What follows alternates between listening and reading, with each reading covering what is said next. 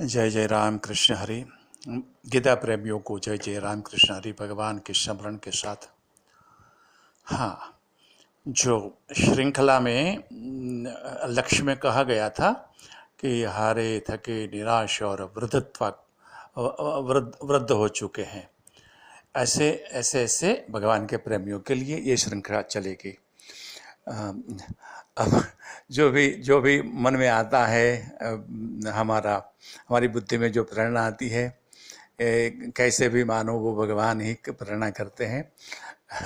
ऐसी बात मन में समझ में आई कि ऐसा छोटी सी बारी, ऐसी छोटी सी जो विंडो है, इसमें कम लोग तक पहुंच पाएंगे। भगवान के प्रेमी तो सब लोग हैं, इसलिए तो ये ग्रुप में आए हैं। गीता प्रेमी परिवार के हर एक सदस्य गीता प्रेमी है तो भगवान के प्रेमी भी है। उसमें वो थके हुए, निराश हुए, ऐसा ऐसा क्यों वो कंडीशन रखनी चाहिए। मेरे मन में आया कि हम हमारी बात को फिर से रिवाइज्ड कर लेते हैं सबके लिए। गीता जी सबके लिए और सबके हित, सबको आनंद देने वाली, सबका कल्याण करने वाली। भगवद गीता सबकी माँ है, भगवान सबका पिता है, सर्व जगत का। तो गीता सबके लिए आज से, भले वो 25 साल का युवान हो, भले वो 75 साल का मेरा जैसा कोई बूढ़ा हो।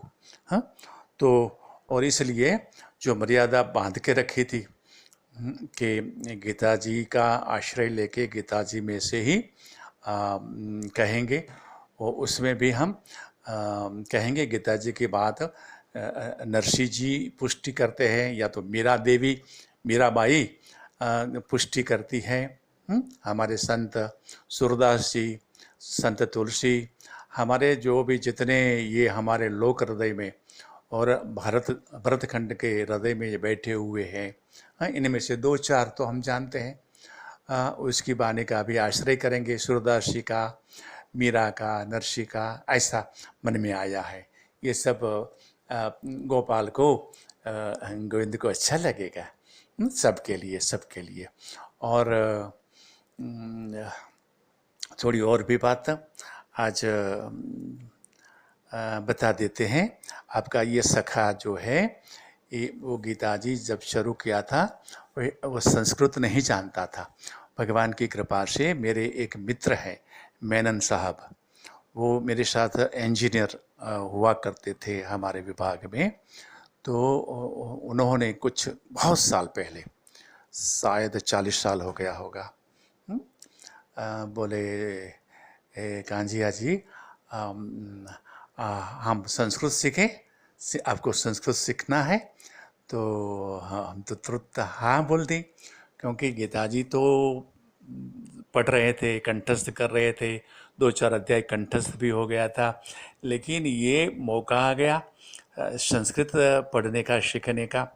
उपाध्याय सर, हमारे गुरुदेव श्रीमान उपाध्याय जी, वो सर थे, बड़े दयालु थे। और हमारे साथ जर्मन से, फ्रांस से, वो गुजरात यूनिवर्सिटी में जो स्टूडेंट आए थे बाहर से, वो लोग भी हमारे साथ वो क्लास में बैठने वाले थे, संस्कृत के क्लास में। इसलिए वो हमारा कोचिंग संस्कृत ग्रामर का इंग्लिश में चला। बड़ी अजीब बात है। गांव किसान का एक लड़का जो गुजराती गामठी स्कूल में पढ़ा, भले बाद में वो इंजीनियर हो गया, लेकिन वो गांवठी गुजराती बोलने वाला, वो अभी इंग्लिश में संस्कृत का ग्रामर पढ़ने लगा। बड़ा संजोग, आनंद आ गया, बहुत आनंद आया। और इससे मुझे जो परेशानी थी गीता जी को समझने में, वो परेशानी का हल निकल आया।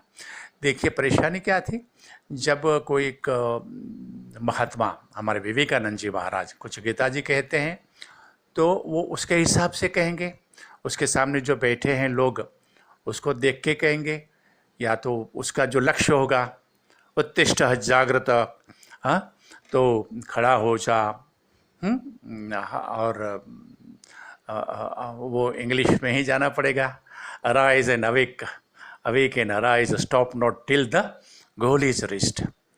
हाँ, तो तू सो रहा है हे भारत, तू जग जा, जहाँ तक तेरा लक्ष्य सिद्ध न हो वहाँ तक तू लगा रहे कर्मों में।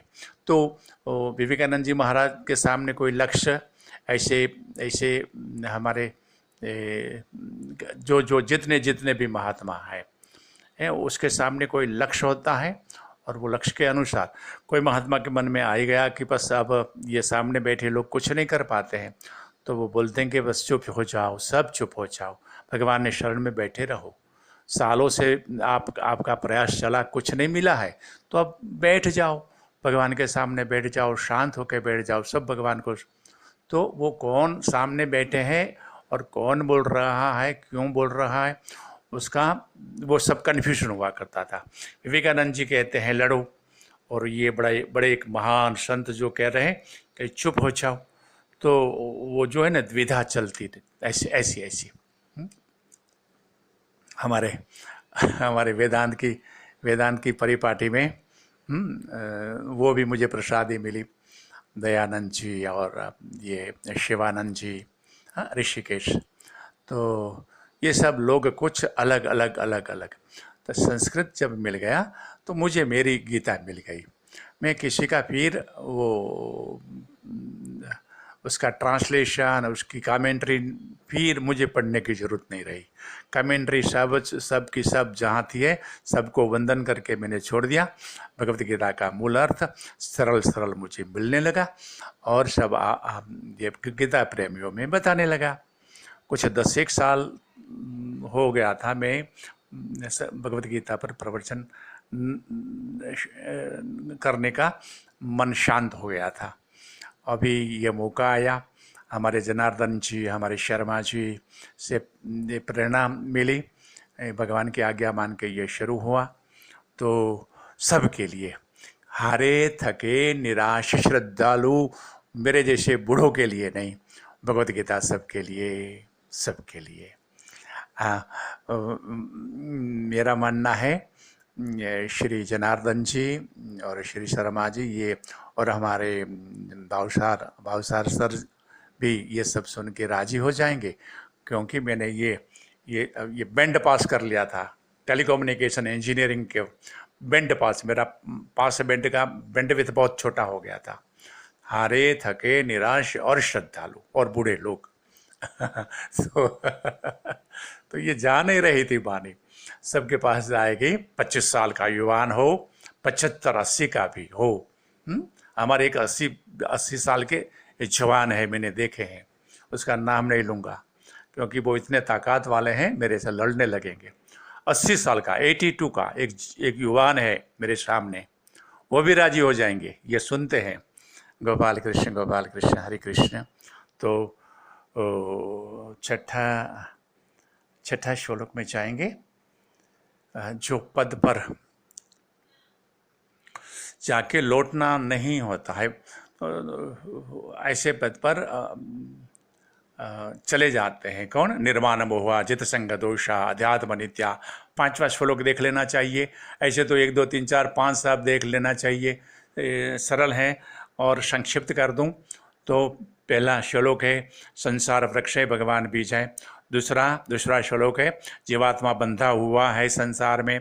तीसरा श्लोक है ये संसार का कोई रूप नहीं है और संन्यास से और वैराग्य से उसको, संन्यास मतलब वैराग्य से, हाँ, वैराग्य से मन शांत करके उससे छूट सकते हैं। चौथा है कि भगवान का शरण लो और लगो, भगवान के शरण में हो जाओ और फिर संसार में रहो।